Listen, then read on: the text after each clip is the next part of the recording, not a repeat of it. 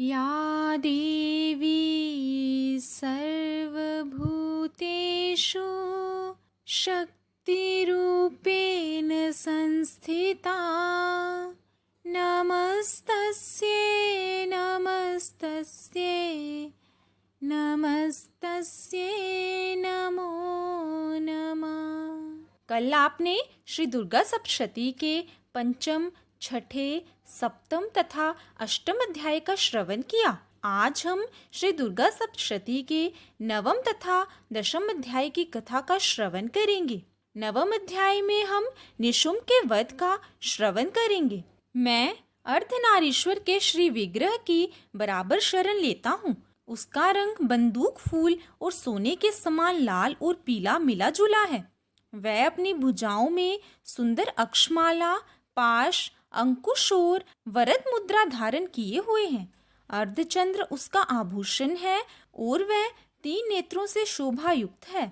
राजा ने कहा, भगवन, आपने मुझे रक्त बीज के वध से संबंध रखने वाला देवी चरित्र का ये अद्भुत महात्म्य बतलाया। अब रक्त बीज के मारे जाने के कारण अत्यंत क्रोधित शुंभ और निशुंभ ने जो कर्म किया उसको मैं सुनना चाहता हूँ। ऋषि बोले, राजन, संग्राम में रक्त बीज तथा अन्य दैत्यों के मारे जाने पर शुंभ और निशुंभ के क्रोध का पारावार ना रहा। अपनी विशाल सेना को इस प्रकार देख निशुंभ क्रोध में भरकर देवी की ओर दौड़ा। उसके साथ असुरों की प्रधान सेना थी। उसके आगे पीछे तथा पार्श्व भाग में बड़े बड़े असुर थे, जो क्रोध से होंठ चबाते हुए देवी को मार डालने के लिए आए। महाबली शुंभ भी अपनी सेना के साथ मातृगणों से युद्ध करता हुआ क्रोधवश चंडिका को मारने के लिए आ पहुंचा। तब देवी के साथ शुंभ और निशुंभ का घोर संग्राम छिड़ गया। वे दोनों मेघों की भांति बाणों की भीषण वर्षा कर रहे थे।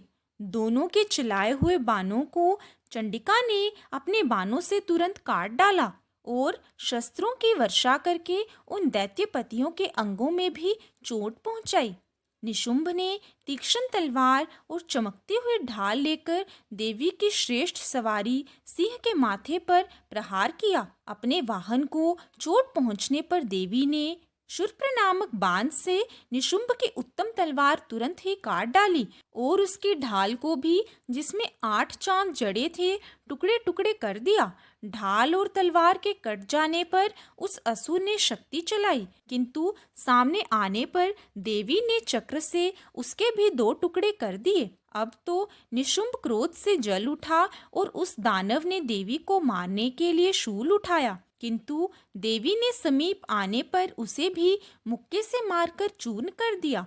तब उसने गदा घुमाकर चंडी के ऊपर प्रहार किया, परंतु वह भी देवी के त्रिशूल से कटकर भस्म हो गई। तदंतर दैत्यराज निशुंभ को फरसा हाथ में लेकर अपनी ओर आते देख देवी ने बाणों से आहत कर उसे धरती पर सुला दिया। उस भयंकर पराक्रमी भाई निशुंभ के धराशायी हो जाने से शुंभ क्रोधित हुआ और अंबिका का वध करने के लिए आगे बढ़ा। रथ पर बैठे बैठे ही उत्तम अस्त्रों से शोभामयान अपनी बड़ी बड़ी 8 अनुपम भुजाओं से समूचे आकाश को ढककर वह अद्भुत शोभा पाने लगा। उसे आते देख देवी ने शंख बजाया और धनुष की डोरी का भी अत्यंत दुस्सह शब्द किया। साथ ही अपने घंटे के शब्द से, जो समस्त सैनिकों का तेज नष्ट करने वाला था, संपूर्ण दिशाओं को गुंजा दिया। इसके बाद सिंह ने भी अपनी दहाड़ से, जिसे सुनकर बड़े बड़े गजराजों का महान मद दूर हो जाता था, आकाश, पृथ्वी और 10 दिशाओं को गुंजा दिया। फिर काली ने आकाश में उछलकर अपने दोनों हाथों से पृथ्वी पर चोट की। इससे ऐसा भयंकर शब्द हुआ जिससे पहले के सभी शब्द मंद पड़ गए। अब शिवदूती ने दैत्यों के लिए अमंगलजनक अट्टहास किया। इन शब्दों को सुनकर समस्त असुर थर्रा उठे, किंतु शुंभ को बड़ा क्रोध हुआ। उस समय देवी ने जब शुंभ को लक्ष्य करके, ओ दुरात्मन, खड़ा रह, कहा, तभी आकाश में खड़े हुए देवता बोल उठे, जय हो, जय हो। शुंभ ने वहां आकर ज्वालाओं से युक्त अत्यंत भयानक शक्ति चलाई। अग्निमय पर्वत के समान आती हुई उस शक्ति को देवी ने बड़ी भारी उल्का से दूर हटा दिया। उस समय शुंभ की गर्जना से तीनों लोग गूंज उठे। राजन, उसकी प्रतिध्वनि से वज्रपात के समान भयंकर शब्द हुआ, जिसने सब शब्दों को जीत लिया। शुंभ के चलाए हुए बाणों को देवी ने और देवी के चलाए हुए बाणों को शुंभ ने अपने भयंकर बाणों द्वारा सैकड़ों और हजारों खंड कर दिए। तब क्रोध में भरी हुई चंडिका ने शुंभ पर शूल से प्रहार किया, जिससे मूर्छित हो वह पृथ्वी पर गिर पड़ा। इतने में निशुंभ को चेतना हुई और उसने धनुष हाथ में लेकर बाणों द्वारा देवी, काली और सिंह को घायल कर डाला। फिर उस दैत्यराज ने 10,000 बाहें बनाकर चक्रों के प्रहार से चंडिका को आच्छादित कर दिया। तब दुर्गम पीड़ा का नाश करने वाली भगवती दुर्गा ने कुपित होकर अपने बाणों से उन चक्रों तथा बाणों को काट गिराया। तब वह गदा हाथ में लेकर बड़े वेग से दौड़ा। उसके आते ही चंडी ने तीक्ष्ण धार वाली तलवार से उसके गदा को शीघ्र ही काट डाला। तब उसने शूल हाथ में लिया।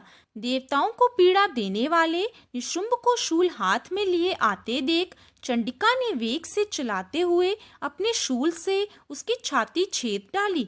शूल से विदीर्ण हो जाने पर उसकी छाती से एक दूसरा महाबली पुरुष खड़ी रह कहता हुआ निकला। उस निकलते हुए पुरुष की बात सुनकर देवी अट्टहास कर हंस पड़ी और खड्ग से उन्होंने उसका मस्तक काट डाला। फिर तो वह पृथ्वी पर गिर पड़ा। तत्पश्चात सिंह अपनी दाढ़ों से असुरों की गर्दनें कुचलकर खाने लगा। ये बड़ा भीषण दृश्य था। उधर काली तथा शिवदूती ने अन्यान्य दैत्यों का भक्षण आरंभ किया। कुमारी की शक्ति से विदीर्ण होकर कितने ही महादैत्य नष्ट हो गए। ब्रह्मानी के मंत्रपूत जल से निस्तेज होकर कितने ही भाग खड़े हुए। कितने ही दैत्य माहेश्वरी के त्रिशूल से छिन्न भिन्न हो खेत रहे। वाराही के थूथन की चोट से कितनों का पृथ्वी पर कचूमर निकल गया। वैष्णवी ने भी अपने चक्र से दानवों के टुकड़े टुकड़े कर डाले। इंद्री के हाथ से छूटे हुए वज्र से भी कितने ही प्राणी प्राण से हाथ धो बैठे। कुछ असुर नष्ट हो गए, कुछ उस महायुद्ध से भाग गए तथा कितने ही काली, शिवदूती तथा सिंह के ग्रास बन गए। इसी के साथ निशुंभ वध नामक 9वां अध्याय समाप्त होता है। अब हम 10वें अध्याय में शुंभ के वध का श्रवण करेंगे। मैं माथे पर अर्धचंद्र धारण करने वाली शिव शक्ति स्वरूपा भगवती कामेश्वरी का हृदय में चिंतन करता हूँ। वे तपाए हुए सोने के समान सुंदर हैं। सूर्य, चंद्रमा और अग्नि ये ही उनके नेत्र हैं और वे अपने मनोहर हाथों में धनुष, बाण, पाश और शूल धारण किए हुए हैं। ऋषि बोले, राजन, अपने प्राणों के समान प्यारे भाई निशुंभ को मारा गया देख तथा सारी सेना का संहार होता हुआ जान शुंभ ने कुपित होकर कहा, दुष्टे दुर्गे, तू बल के मद में आकर झूठ मूठ का घमंड ना दिखा। तू बड़ी अभिमानिनी बनी हुई है, किंतु दूसरी स्त्रियों का सहारा लेकर लड़ती है। देवी बोली, ओ दुष्ट, मैं अकेली ही हूँ। इस संसार में मेरे सिवा दूसरी कौन है? देख, ये मेरी ही विभूतियां हैं, इसलिए मुझ में ही प्रवेश कर रही हैं। तत्पश्चात ब्रह्मानी आदि समस्त देवियां अंबिका देवी के शरीर में समा गईं। उस समय केवल अंबिका देवी ही शेष रह गई। देवी बोली, मैं अपनी विभूति से अनेक रूपों में यहाँ उपस्थित हुई थी। उन सब रूपों को मैंने समेट लिया।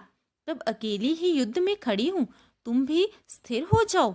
ऋषि बोले, तदंतर देवी और शुंभ दोनों ने सब देवताओं तथा दानवों के देखते देखते भयंकर संग्राम छिड़ गया। बाणों की बौछार तथा पैने शस्त्रों और दारुण अस्त्रों के प्रहार के कारण उन दोनों का युद्ध सब लोगों को बड़ा भयानक प्रतीत हुआ।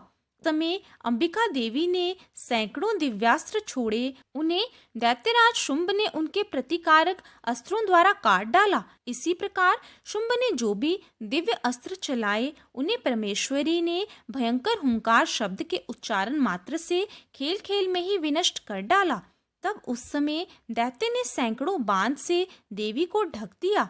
ये देख क्रोध में भरकर उस देवी ने भी बाण फेंककर उसका धनुष काट डाला। तदंतर असुरों के स्वामी शुंभ ने 100 चांद वाली चमकती हुई ढाल और तलवार हाथ में ले उस समय देवी पर आक्रमण किया।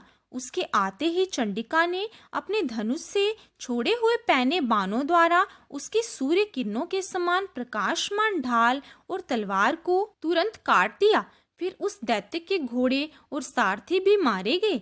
धनुष तो पहले ही कट चुका था, अब उसने अंबिका को मारने के लिए उद्यत हो भयंकर मुदगर हाथ में लिया। उसे आते देख देवी ने अपने पैने बाणों से उसका मुदगर भी काट डाला। इस पर भी वह असुर मुक्का तानकर बड़े वेग से देवी की ओर लपका। उस असुरेश्वर ने देवी की छाती में मुक्का मारा।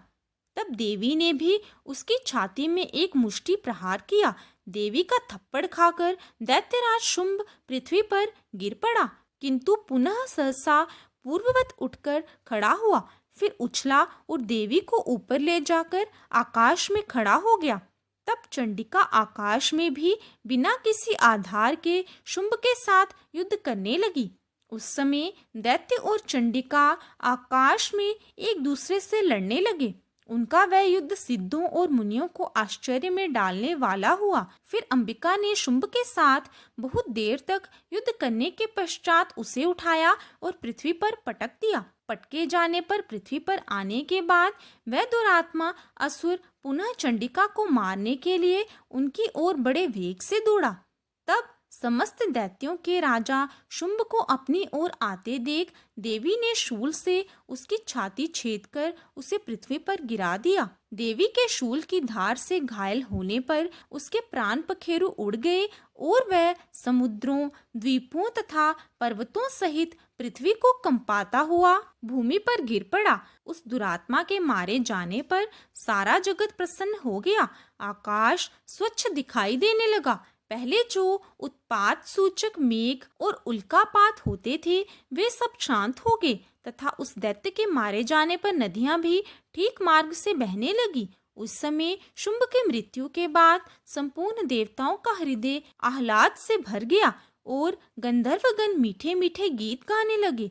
कुछ गंधर्व बाजे बजाने लगे और अप्सराएं नृत्य करने लगी। पवित्र वायु बहने लगी। सूर्य की कांति उत्तम हो गई। यज्ञशालाओं की बुझी हुई आग अपने आप प्रज्वलित हो उठी तथा संपूर्ण दिशाओं के भयंकर शब्द शांत हो गए। इसी के साथ शुंभवध नामक 10वां अध्याय समाप्त होता है। कथा अच्छी लगी हो तो चैनल को सब्सक्राइब करना और वीडियो को लाइक करना ना भूलें।